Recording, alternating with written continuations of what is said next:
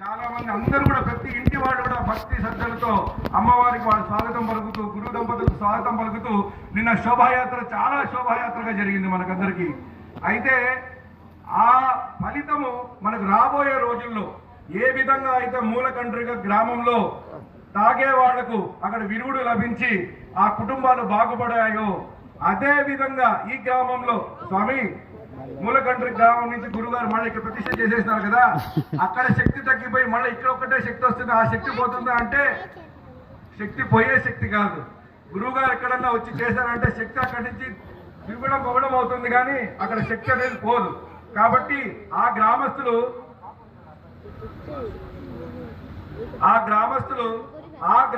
అంటే మూలకండ్రి గ్రామస్తుల్లో ఆ భయం అవసరం లేదు.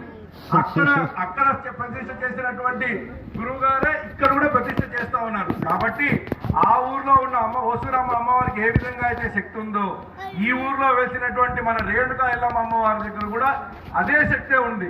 అయితే అక్కడ తాగుడుకు విరుగుడు ఎట్లయితే లభిస్తుందో ఇక్కడ గురువుగారు చెప్పిన విధానంగా గ్రహాలు ఎవరికైనా పట్టినా దయ్యం పట్టినా అట్లాగే దరిద్రం ఉన్నా సంతానం లేకపోయినా వీటన్నిటికీ కూడా ఇక్కడ సత్ఫలితం లభిస్తుంది.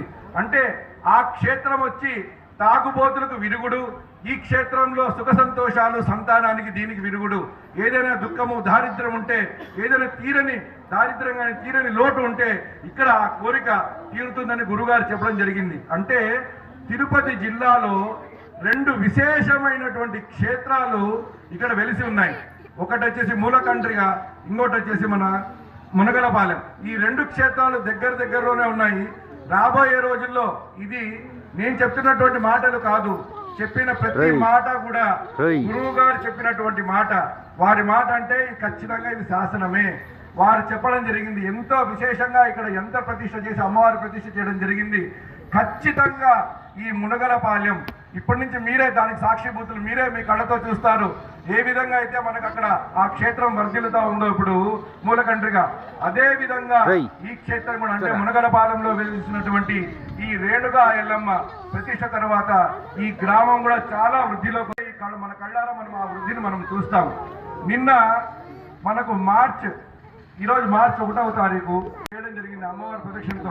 అట్లానే గ్రామస్తులందరూ అంతా వినాలి, ప్రత్యేకించి సతీష్ మరియు మీ టీం సభ్యులందరూ కూడా ఏ విధంగా అయితే నిన్న శోభాయాత్ర అమ్మవారికి మనం ఈ గ్రామంలో చేసుకున్నామో ప్రతి సంవత్సరం కూడా రోజు గుర్తుపెట్టుకోండి. ఇది కాదు, అదే రోజు అంటే ఫిబ్రవరి 28వ తారీఖు మీరు ఈ గ్రామంలో వార్షికోత్సవం అంటే ప్రతి సంవత్సరం కూడా